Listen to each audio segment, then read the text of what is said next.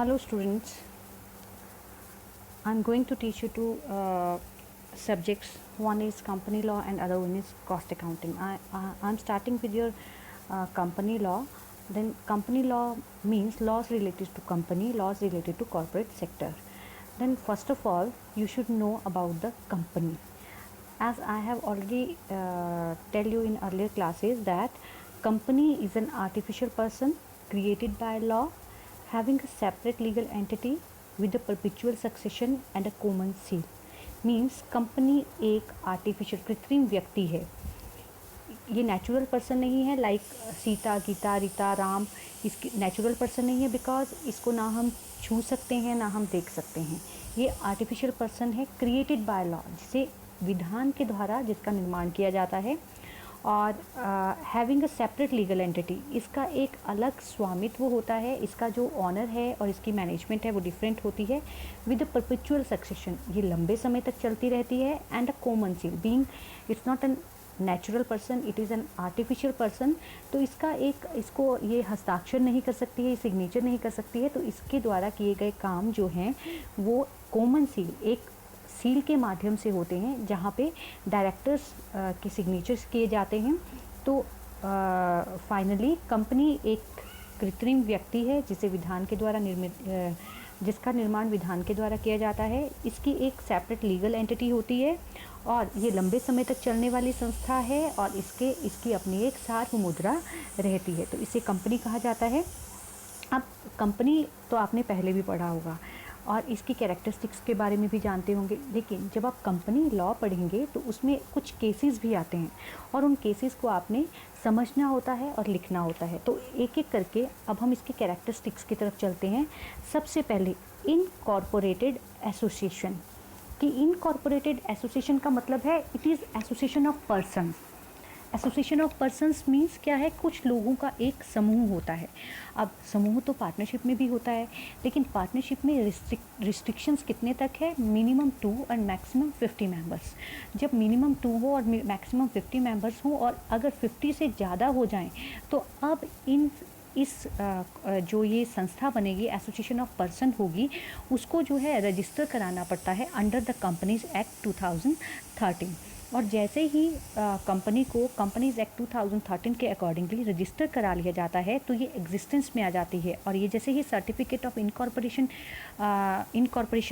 दिया जाता है रजिस्ट्रार ऑफिस के द्वारा, तो ये एक सर्टिफिकेट ऑफ इनकॉर्पोरेशन के बाद ये कॉर्पोरेट हो जाती है। तो ये एसोसिएशन और जिस डेट पे इस कंपनी को सर्टिफिकेट दिया जाता है उस डेट से ही ये अपने काम जो है चला सकती है। Means company is an artificial person है। और ये एक जब जैसे ही कुछ लोगों का समूह बन जाता है, मोर देन 50 लोगों का, तो इनको अपने आप को, और ये इनका मेन मोटिव क्या होता है, बिजनेस करना।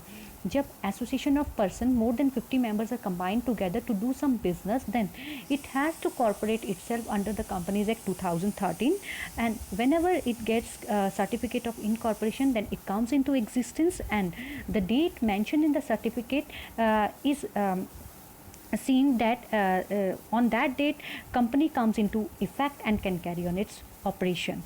So incorporated association का मतलब ये हुआ। The second one is artificial legal person. As I have already told you that it is not a natural person.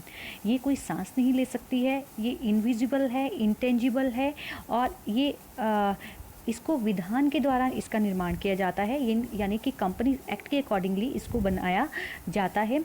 पर ये एक कृत्रिम व्यक्ति है, ये काम खुद नहीं कर सकती। इसके लिए कुछ पर्सन्स हैं जो नेचुरल पर्सन्स होते हैं like directors, officers, shareholders. तो it is totally dependent on these persons, क्योंकि वो नेचुरल पर्सन यही पर्सन्स हैं जिनके माध्यम से कंपनी अपना काम करती है। पर कंपनी जो है दिखाई नहीं देती, ये आर्टिफिशियल पर्सन है। ना तो ये कभी कंपनी जो है कोर्ट में प्रेजेंट हो सकती है और ना ही ये कभी जेल में जा सकती है, ना ये कभी किसी से शादी कर सकती है, ना ये किसी से डाइवोर्स ले सकती है। It is a person but it is an artificial person, कि ये पर्सन तो है लेकिन ये आर्टिफिशियल पर्सन है, नेचुरल पर्सन नहीं है। बिकॉज ये हम राम सीता गीता की तरह दिखाई देने वाली नहीं है, ये अपने कुछ लोगों के माध्यम से अपने काम को चलाते हैं। The next one is separate legal entity, कि इसकी एंटिटी, इसका जो स्वामित्व है वो अलग होता है। किन से अलग होता है? जो स्वामी हैं, जो कंपनी के स्वामी हैं। एंड कंपनी के स्वामी कौन होते हैं? Share holders. Share holders mean जिनके पास कंपनी की कैपिटल होती है, जो छोटे छोटे हिस्सों में डिवाइड की जाती है, और जो छोटे छोटे हिस्सों को परचेज करते हैं उनको शेयर होल्डर्स कहा जाता है। तो कंपनी का अस्तित्व और शेयर होल्डर्स का अस्तित्व डिफरेंट होता है। और ये सेपरेट लीगल एंटिटी जो है एक बैकबोन ऑफ कंपनी लॉ है।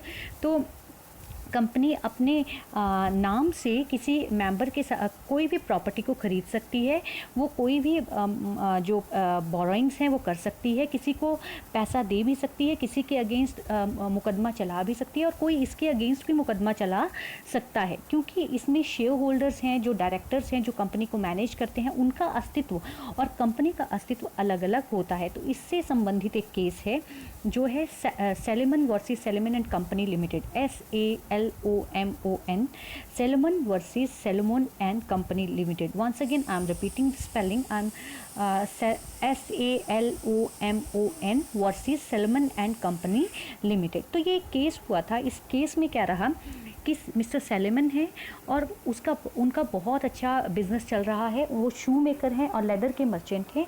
बहुत अच्छे से वो बिज़नेस को संभाल रहे हैं। उनका बिज़नेस जो है फ्लोरिश हो रहा है। और एक बार वो एक लिमिटेड कंपनी जो है एस्टेब्लिश करते हैं, वो उनकी वाइफ और उनकी डॉटर और उनके जो 4 बेटे हैं वो यहाँ पे शेयर होल्डर्स बन जाते हैं, जिनके पास 1 पाउंड मतलब 1 पाउंड का एक शेयर है और वो शेयर्स खरीद लेते हैं। अब और सोलोमन जो है इसका मैनेजिंग डायरेक्टर बन जाते हैं, और बाकी जो 2 बेटे हैं उनके, वो उसके डायरेक्टर बन जाते हैं। मीन्स सोलोमन एक पर्सन है जिनका कि अपना लेदर मर्चेंट है, शू मेकर हैं, उनका अपना बिजनेस है, बहुत फ्लोरिश कर रहा होता है। तो वो उनके दिमाग में आता है कि चलो हम अपनी एक कंपनी को एस्टेब्लिश करते हैं।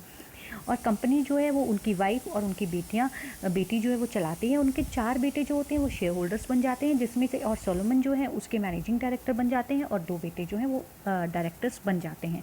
अब कुछ टाइम के बाद जो है सोलोमन जो है इस बिज़नेस को कंपनी को कुछ पैसों में 38,782 38,782 पाउंड्स में बेच देते हैं। और ये जो कैपिटल होती है 38,782, जिसमें कि 10,000 सिक्योर डिवेंचर्स होते हैं। 1 पाउंड के 20,000 जो हैं वो शेयर्स होते हैं, और कैश के रूप में 8782 पाउंड्स जो है वो रहता है। जल्दी क्या होता है, कंपनी एस्टेब्लिश तो हो जाती है, लेकिन कंपनी का बिजनेस अच्छे से नहीं चल पाता है और कंपनी जो है लिक्विडेशन फॉर्म में आ जाती है। अब at the time of liquidation of a company, the total assets of the company are 6050 pounds. Its total assets at the time of liquidation 6050 pounds, and its liabilities are 10,000 pounds as secured debenture, and 8,000 pounds जो था वो unsecured trade creditors थे। मतलब company की asset जो है less हैं और कंपनी की जो लाइबिलिटीज़ हैं वो ज़्यादा हैं। अब कंपनी की बैलेंस शीट जो है वो हमेशा मैच करती है। क्यों? वो इसीलिए करती है कि कंपनी अगर in the case of liquidation of a company के पास इतनी एसेट्स होनी चाहिए कि वो उनको बेच के अपनी लाइबिलिटीज़ को पे कर सके। लेकिन इस केस में क्या हुआ, एसेट्स कम हो गई और लाइबिलिटीज़ ज़्यादा होगी। लाइबिलिटीज़ में से 10,000 के डिवेंचर हैं जो सिक्योर डिवेंचर्स हैं, और 8,000 के ट्रेड क्रेडिटर्स हैं जिन्होंने बिज़नेस को ट्रेड करने के लिए पैसा दिया हुआ है। तो 8,000 और वो अनसिक्योर्ड हैं। अब 10,000 के जो डिवेंचर्स हैं जो सिक्योर्ड हैं, अब सिक्योर्ड क्या होता है, अनसिक्योर्ड क्या होता है, मैं बताती हूँ। 10,000 के जो सिक्योर्ड डिवेंचर्स हैं वो है सैलमन के बेटों के पास, और अनसिक्योर्ड जो हैं वो लोगों के पास हैं। अब क्या होता है, सिक्योर्ड का मतलब होता है कि secured debentures are those debenture against which some assets are held, जिसके अगेंस्ट कुछ एसेट्स को रखा जाता है और उनको बेच के जो है सिक्योर्ड डिवेंचर्स, मतलब उनका पैसा सिक्योर्ड है और उनको बेच के एसेट्स को बेच के डिवेंचर होल्डर्स को पैसा वापस कर दिया जाता है। लेकिन जहाँ ट्रेड क्रेडिटर्स की बात थी वो अनसिक्योर्ड थे। मतलब अनसिक्योर्ड का मतलब है कि eight the time of liquidation पहले सिक्योर्ड क्रेडिटर्स को पे किया जाएगा, फिर अनसिक्योर्ड की बारी आएगी। अब अनसिक्योर्ड क्रेडिटर्स जो थे वो कोर्ट में चले गए और उन्होंने कहा कि कंपनी की एसेट्स इस टाइम 6050 पाउंड्स हैं और हमारे को जो पैसा देना है वो 8000 पाउंड्स देना है। तो ऐसा करो, कोर्ट को बोला कि क्योंकि 10,000 डिवेंचर जो है सैलमन के बेटे के पास है तो उनको पैसा नहीं दिया जाए, लेकिन हमारे को जो है, क्योंकि हम चाहे वो सिक्योर्ड है, हमारे को पैसा जो है वो दिया जाए, क्योंकि हम तो उनके कंपनी से रिलेटेड ही नहीं है, तो हमारे को पहले पेमेंट की जाए। लेकिन द हाउस ऑफ लॉर्ड्स, जो हाउस ऑफ लॉर्ड्स था, उन्होंने रिजेक्टेड दीज कंटेंशंस, कि उन्होंने ये कंटेंशंस को रिजेक्ट कर दिया और उन्होंने कहा कि eight the time of registration of a company and company, और इसके जो शेयर होल्डर्स हैं वो डिफरेंट हैं, कंपनी का अस्तित्व अलग है और शेयर होल्डर्स का अस्तित्व अलग है। चाहे शेयर होल्डर्स जो हैं वो कंपनी है उसके स्वामी क्यों ना है, लेकिन उनका जो अस्तित्व है वो बिल्कुल डिफरेंट है। तो इसलिए सबसे पहले पेमेंट जो है वो सिक्योर्ड डिवेंचर्स को ही की जाएगी। मीन्स सेपरेट लीगल एंटिटी से संबंधित है salmon versus salmon company limited. तो मैंने आपको बताया कि उस केस में क्या होता है कि वो सैलमन जो है अपनी कंपनी एस्टेब्लिश करता है, कुछ टाइम बाद लिक्विडेशन हो जाती है, लेकिन उस टाइम जो ट्रेड क्रेडिटर अनसिक्योर्ड थे वो जाते हैं कि कंपनी के पास इतना पैसा नहीं है, लेकिन जितने डिवेंचर्स हैं वो सिक्योर्ड हैं और वो सैलमन के बेटों के पास है, तो हमें पैसा पहले दिया जाए। लेकिन जो हाउस ऑफ लॉर्ड्स हैं वो कहते हैं नहीं, ऐसा नहीं, कंपनी और कंपनी के शेयर होल्डर्स का अस्तित्व उन अलग अलग होता है, तो इस कारण से सबसे पहले सिक्योर्ड डिवेंचर्स को ही पेमेंट की जाएगी। तो this was your salmon and salmon company limited का केस था। The next is separate property. A company जो है, company being a separate legal person, तो उसके पास अपनी एसेट्स होती हैं, वो अपने नाम से एसेट्स को खरीद सकती है, अपने नाम से एसेट्स को बेच सकती है, अपने नाम से कैपिटल रेज कर सकती है, अपने नाम से कैपिटल को वापस कर सकती है, और ownership of property of the company जो है वो कंपनी के हाथ में रहती है, वो शेयर होल्डर्स के हाथ में नहीं रहती। शेयर होल्डर्स जो है कंपनी की एसेट्स में अपना दावा प्रस्तुत नहीं कर सकते हैं, वो दावा जो है कंपनी का ही रहता है। तो इसी के संदर्भ में एक केस भी हुआ था, Macaura versus northern assurance company limited. तो मैकोरा जो था उसने जो था सारे के सारे शेयर उसके पास थे एक्सेप्ट वन शेयर, तो he was also major creditor of the company. तो ये मैकोरा था, उसने क्या किया कि वो टिम्बर का काम करता था, और उसने जो टिम्बर का बिजनेस था, उसने टिम्बर के बिजनेस को इंश्योर करा दिया, लेकिन वो कंपनी के नाम से नहीं कराया, उसने अपने नाम से ही करा दिया।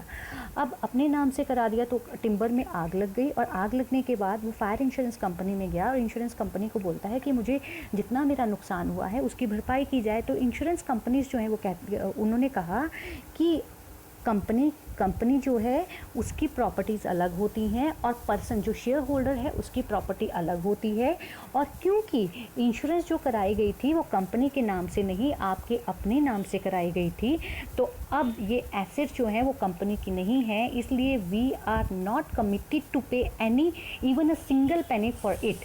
तो हम ये कमिटेड नहीं है, तो so no compensation was given to the claimant. जो मैकोरा था उसको कोई भी कंपनसेशन नहीं दी गई। ये Macaura versus northern assurance company limited का 1925 का केस है, and it relates to separate property की कंपनी, और कंपनी के जो शेयर होल्डर्स होते हैं, कंपनी के जो ऑनर्स होते हैं, उनकी प्रॉपर्टी जो है वो अलग अलग होती है। कंपनी अपने नाम से प्रॉपर्टी को खरीद सकती है, अपने नाम से बेच सकती है, उसका कंपनी के मतलब कंपनी का ही एसेट्स में और कैपिटल में नाम रहता है।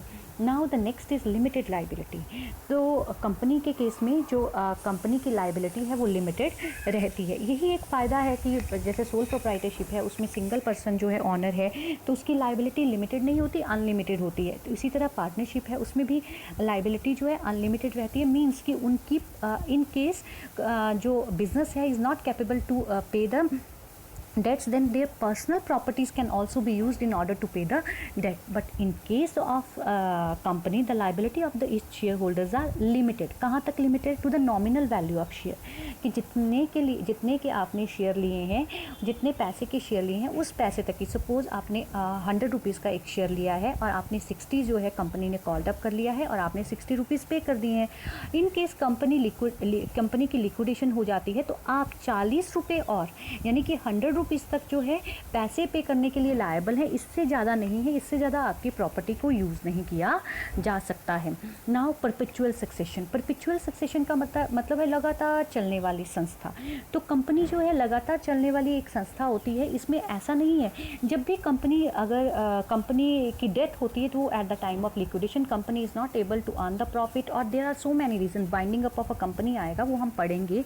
तो लेकिन इसका जो मेंबर्स हैं, जो उसके शेयर होल्डर्स हैं, डायरेक्टर्स हैं, मैनेजिंग डायरेक्टर है, ऑफिसर्स हैं, एम्प्लॉयज़ हैं, उनके जीवन से इसका कोई संबंध नहीं होता है कि वो चाहे जिएं चाहे मरें चाहे वो कुछ भी करें, उससे कंपनी का अस्तित्व जो है वो ख़त्म नहीं होता। Company will go for ever and for ever. So the next is transferable share. तो कंपनी के जो पब्लिक कंपनी है, दो टाइप की कंपनीज होती है, प्राइवेट एंड पब्लिक, वो हम आगे पढ़ेंगे। तो जो पब्लिक कंपनी जो है वो फ्रीली, वो अपने शेयर्स को फ्रीली ट्रांसफरेबल हैं, और members can dispose of their shares when ever they like, कि जो मेंबर्स हैं वो कभी भी अपने शेयर्स को बेच सकते हैं, और उनका ये वैधानिक अधिकार है कि वो कभी भी अपने शेयर्स को ट्रांसफ़र कर सकते हैं। In case of public company, private company में रिस्ट्रिक्शंस हैं। अब common seal, company being an artificial person वो खुद के हस्ताक्षर नहीं कर सकती है, तो यहाँ पे एक कॉमन सील आती है। कॉमन सील मीन्स जैसे हमारी स्टैंप होती है, उस टाइप की स्टैंप है, और उसने कोई भी लीगल डॉक्यूमेंट पे साइन करने हैं तो वो स्टैंप का प्रयोग करती है। उसके साथ साथ अगर दो पर्सनस जो हैं, दो पर्सन मीन्स जो डायरेक्टर्स जो हैं, अगर वो उस पर सिग्नेचर कर देते हैं और एक कॉमन सील लग जाती है, तो that is authenticated documents given by the company. तो कंपनी की अपनी एक कॉमन सील रहती है। The next is separation of ownership and management. जो मैनेजमेंट और ओनरशिप है वो सेपरेट रहती है। कंपनी के जो ऑनर्स होते हैं वो शेयर होल्डर्स होते हैं, और शेयर होल्डर्स जो हैं बहुत दूर तक ऑल ओवर द वर्ल्ड जो है वो स्कैटर्ड होते हैं, वो फैले हुए होते हैं। तो और each and every share holder is not able to look after the company regularly, daily base पे नहीं कर सकते हैं। तो वो क्या करते हैं, वो कुछ मैनेजमेंट को, कुछ डायरेक्टर्स को अपॉइंट करते हैं, and these directors are responsible to look after the company for each and every work. तो जो ऑनरशिप है और मैनेजमेंट है वो डिफरेंट रहती है। तो इस तरह से ये कैरेक्टरिस्टिक्स ऑफ अ कंपनी था। तो बाकी तो आप लोगों ने किया हुआ था, लेकिन इसमें जो केसेस थे वो दो आए हैं। One is related to separate legal entity, उसमें Salomon SALOMON versus Salomon and company limited है, तो उनका केस आया है। And the second separate property से रिलेटेड है, उसमें Macaura MACAURA versus northern assurance company limited 1925 में हुआ था ये केस, उनका आया है। तो ये दो केसेस आए थे। होपफुली आपको ये लेक्चर इंटरेस्टिंग भी लगा होगा और समझ में भी आया होगा। और now thank you very much, thank you so much.